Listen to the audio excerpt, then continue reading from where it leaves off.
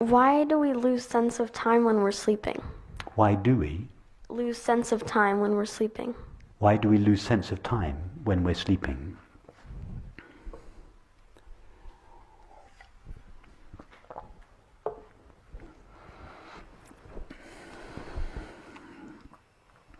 Try now. You understand what I mean by now. Yeah?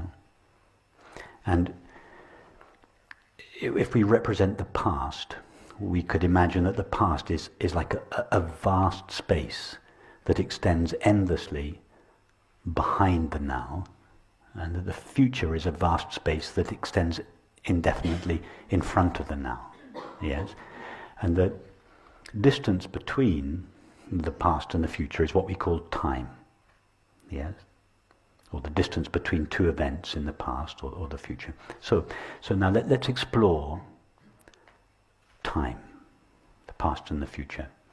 So now just for a few moments, leave the now and visit this place that you call the past.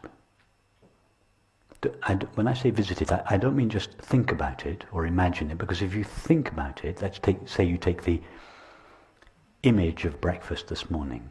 That image doesn't take place in the past. That image takes place now. So I don't mean just think about the past or imagine the past. I mean go there. Leave the now, just step out of the now and go into the past. That's not possible. Okay. Because if I try to step into the past, that effort is happening now. Exactly. So can anyone here, just while we're discussing, can anyone here step out of the past and just step out of the now and visit the past, just for a few moments? No. Can you imagine, Alexander, that anybody that has ever lived, not just us kind of weirdos that are interested in non-duality, but regular people that could you imagine that any of them could, just for a few moments, step out of the now and actually go to the place that we call the past? No. Okay, so if nobody's ever been there, and presumably the same applies for the future, yeah? So if nobody has ever been there, how do we know that this place called the past really exists? Surely experience must be the test of the existence of something. So if nobody's ever been there, nobody's ever got a glimpse of it, how do we know it's there? We don't really. We don't. No. We don't know it's there. We imagine it's there, but we don't know it's there. We have no knowledge of it at all. Could it be that it's not there? Yes. And wouldn't that be in line with our experience? In other words, could it be that the past and the future don't exist in the way that our minds imagine them? Yes.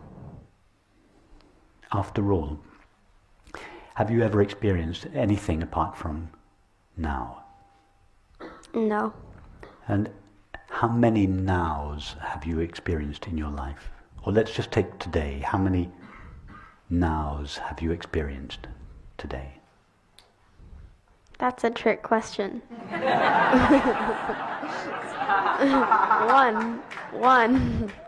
One. Yeah, so all your life, you're only going to experience one now.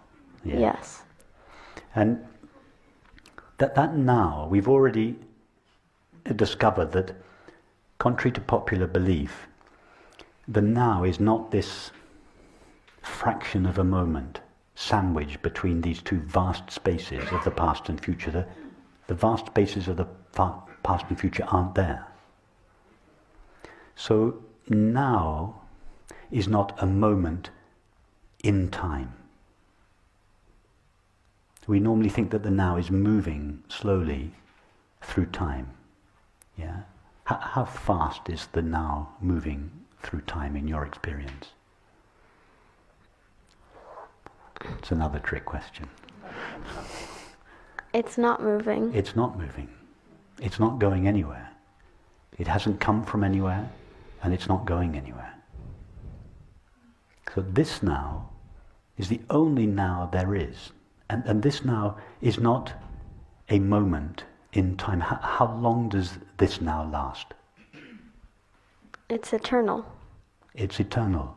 And you understand that by eternal doesn't mean everlasting in time. It means ever present now. So if we're just simple and we just stay with the facts of our experience, time is never experienced. Time is what the now looks like when it is filtered through our mind.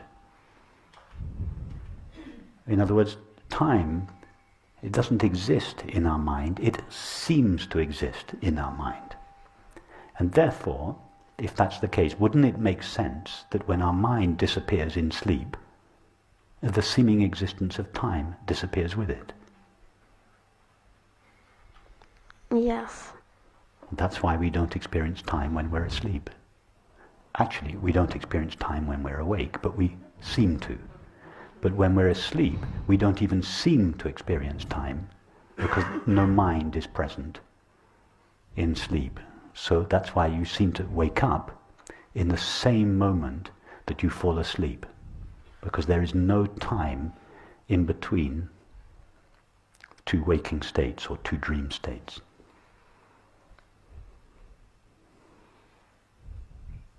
Okay. That's confusing, but it makes sense. It's confusing that it makes sense. No, it's confusing, but it makes sense. It's confusing, but it makes sense. Yes. Yes, it's exactly.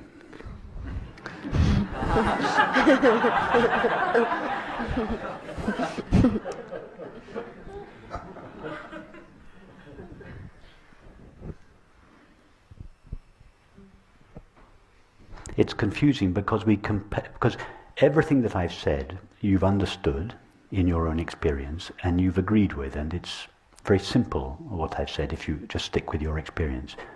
But when we compare that with the way reality seems from the point of view of the mind, it conflicts with the mind's view of reality. So it is the mind that superimposes its own limitations on reality and makes reality appear in a way that is consistent with those limitations. Just as I said this morning, if you put on a pair of orange sunglasses when you're skiing, you very quickly forget that you've put the glasses on and the snow appears to be orange. You think the snow is orange. The snow is appearing in accordance with the limitations or the colouring of your glasses. But because you have forgot that you are looking through this limited medium, you think that the orange colour belongs to the snow. Now, each of our minds is a limited medium. Our minds are the orange glasses, but the orange colour is time and space. That's the tint of our minds, time and space. So when consciousness looks through the time and space glasses of our mind, it sees a four-dimensional world, 3 dimensions of time and 1 dimension of space. And we think time and space belongs to the world. No, it doesn't. Time and space are the orange glasses through which consciousness is looking at eternity.